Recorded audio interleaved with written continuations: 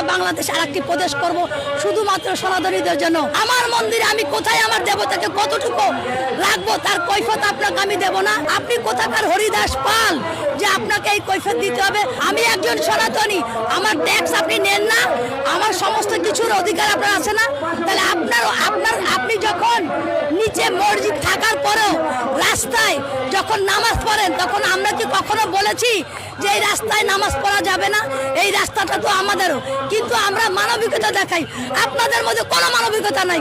আমার মন্দিরে আমার বাড়িতে আমি কিভাবে আমার রাম দেবতাকে স্থাপন করব, কতটুকু করব, এর কৈফিয়ত নিশ্চয়ই আমি আপনাদেরকে দিব না। আপনি কোথাকার হরিদাস পাল যে আপনাকে এই কৈফিয়ত দিতে হবে? আপনাদের বলতে চাই এই বাংলাদেশ আমার, আদি বাংলাদেশ আমার। আপনারা যদি বেশি বাড়াবাড়ি করেন আমরা কিন্তু বিভিন্ন মানবতা বিভিন্ন বিশ্বের দেশ থেকে সাহায্য চেয়ে আমরা বাংলাদেশ আরেকটি প্রদেশ করব শুধুমাত্র সনাতনীদের জন্য।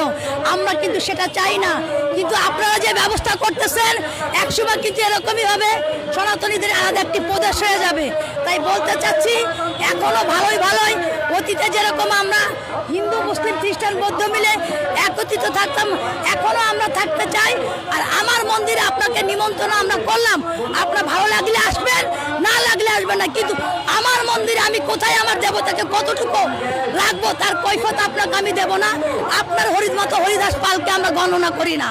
অতএব এমন কিছু করবেন না, হিন্দু মুসলিমের দাঙ্গা বাঁধাবেন না।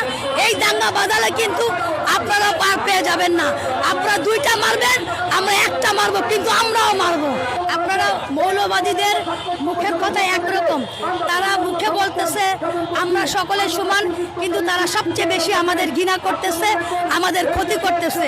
জামাত ইসলাম কখনো হিন্দুদের বন্ধু হতে পারে না, সম্ভব না। তারা কখনোই মন্দির পাহারা দেয়নি। তাদের মূল উদ্দেশ্য হচ্ছে আমাদের সনাতনী বোনদেরকে ইসলাম ধর্মে গ্রহণ করা। তাদের মূল উদ্দেশ্য হচ্ছে আমাদের সম্প্রদায় টাকা লুট করা। তাদের মূল উদ্দেশ্য হচ্ছে আমাদেরকে ধ্বংস করা। তাদের মূল উদ্দেশ্য হচ্ছে সনাতনী সম্প্রদায় বিলুপ্ত করা। আমি তো নিরাপত্তা পাচ্ছি না, আমার সন্তান কোথায় নিরাপত্তা পাবে? বর্তমান সরকার তো ব্যর্থ সরকার। ইউনূস তো পরিকল্পনা করেই আসছে বাংলাদেশে সনাতনী সম্প্রদায়কে ধ্বংস করবে। আর এখনকার সরকার সেই লেভেলেই তো চলতেছে। রাম মন্দিরে কেন তিনি বাধা দিচ্ছে না? পুলিশ আর্মি কেন রাখছে না যে আমি আমার দেবতাকে আমার মতামত করে স্থাপন করব? তারা বাধা দেবে। তারা কোথাকার কোন হনু? তারা নাগরিক, আমরা নাগরিক না? আমরা হিন্দুরা কি ট্যাক্স দিই না? আমরা হিন্দুরা কখনো কোনদিন রাষ্ট্রদ্রোহিতার কাজ করেছি? একটাই কথাই বলতে চাই, আপনারা সাবধান হয়ে যান। এমন কিছু করেন না যে আপনাদের কারণে আপনাদের ধর্ম যেন কুলুষিত